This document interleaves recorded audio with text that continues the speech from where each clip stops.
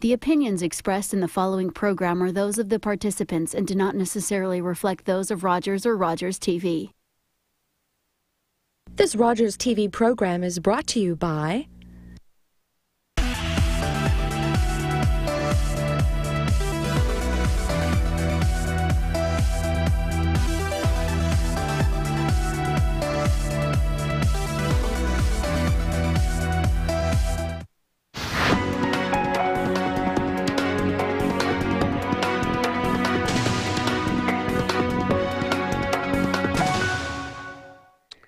Welcome to this edition of the local campaign. For the next hour, your chance to question the candidates from Toronto Danforth.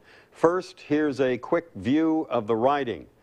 This riding runs from Lake Ontario in the south to the Don River and Millwood Road in the north, and from the Don Valley Parkway in the west to the eastern boundaries that run along Coxwell Avenue, Greenwood Avenue, and Leslie Street. And now, let's meet the people involved, the candidates, and we will meet them in alphabetical order. First, Rita Jetty, the Progressive Conservative candidate. Marisa Sterling, the Liberal candidate.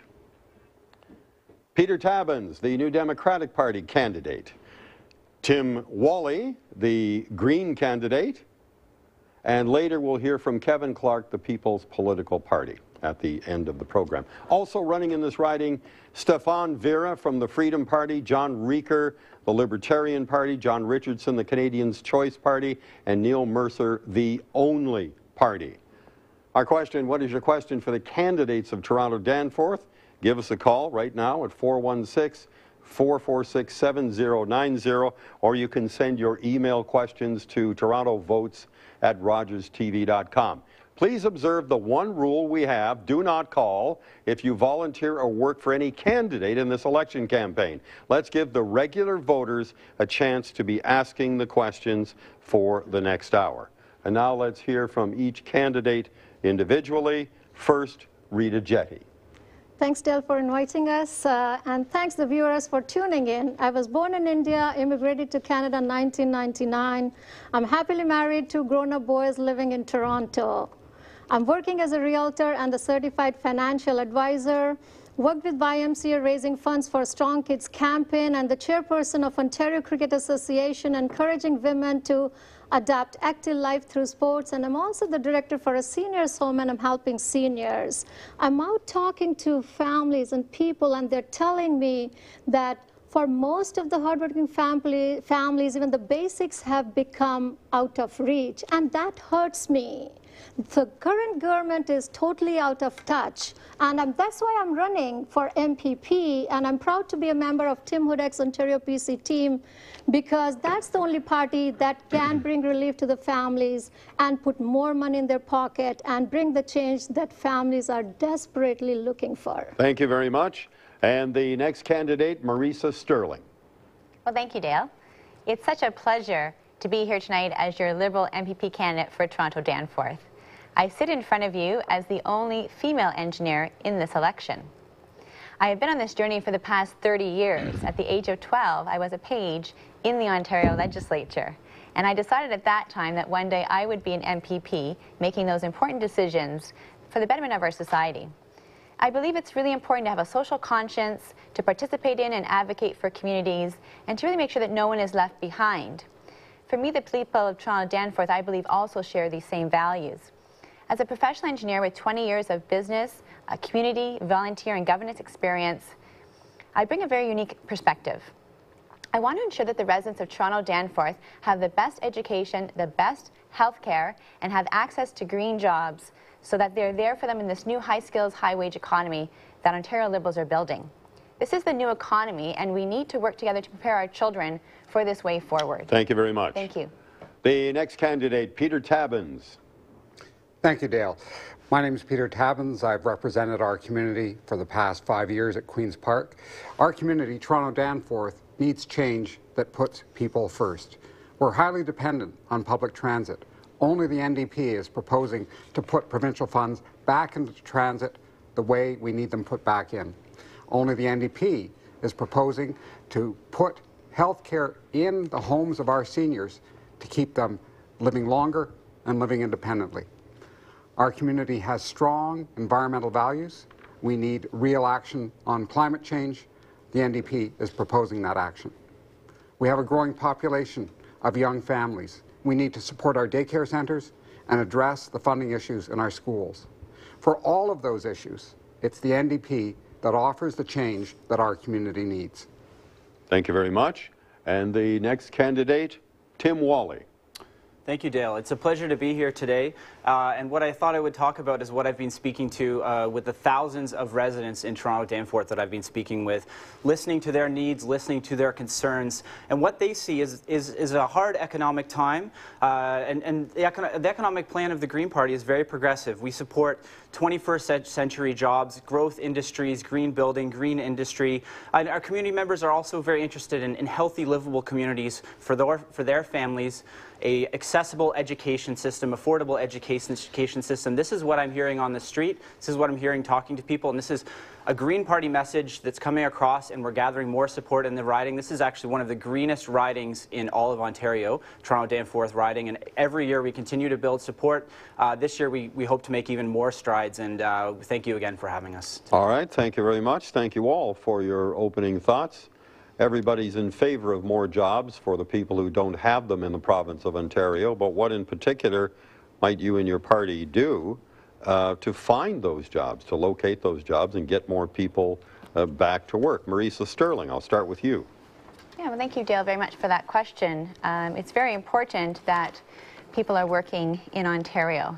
And as a Liberal government, we've realized that, in fact, our economy is changing, and we need to compete based on a high-skills, high-wage economy and not so much based on price. And that's why we've done so much work to help people retrain. And in that retraining process, we now are able to have more people that are working in these sort of high-skills types of jobs. Now, the green economy is a big part of that, and that's why we're so focused on creating that green economy and creating those 50,000 jobs in that economy. And that's where we're going to see the future of job growth here in Ontario. All right, thank you. Rita Jetty, what about jobs and where we find them? Yeah, I know that we have lost around more than 500,000 jobs, and Dalton McGuinty's high taxes, large deficits, soaring energy costs, crushing regulatory burden, and pronounced lack of leadership are the reasons we have fallen so far behind. And when it comes to job, we are driven only by one goal: to make Ontario Canada's leader in private sector job creation once again. Now, how do you do that? How do you do that? Yeah, we will introduce a small business bill of rights to recognize that they are the engine of growth, job creation, and prosperity. And the bill will give 5 specific rights to small business that will guarantee fair, helpful, and equal treatment from the government. And these are red tape reduction, fast, efficient, But rather than customer-friendly. just going through the entire platform, what does all of that mean in terms of creating jobs? All of those measures are designed to create jobs, are they? The Timuda government will create more than 200,000 new apprenticeship spaces. All right, but you're just reading from the platform, right? Yeah, that's what we are. All right.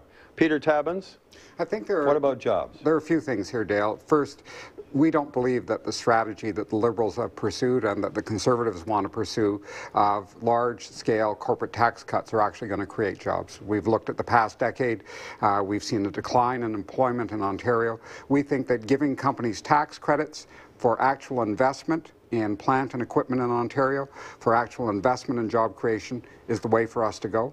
And the other thing I want to talk about is our redirection of funds from investment in nuclear to investment in large-scale home energy retrofits, which creates far more jobs than would be created by putting that money into nuclear power plants. We think a tax regime that makes sense for job creators and development of green energy, particularly in the retrofit area, is a strategy we need in Ontario. Tim Wally, what about you? Yes, as some of my colleagues have been talking about, there have been structural changes in our economy, and some of the other candidates here will talk about the green economy and green industry, but we are the most proactive and most aggressive in this area. We understand... You're the greenest party. We're the greenest party in one of the greenest ridings in Toronto, and we have a really concrete plan. We have policy experts working on it. We have a lot of we really support innovation and creativity in the broad sense, as well as focusing on these growth industries I've mentioned, green building, green technology, and we also support small businesses and innovation at the local level, and we have a plan to lower payroll taxes as well to make it easier for small businesses to hire.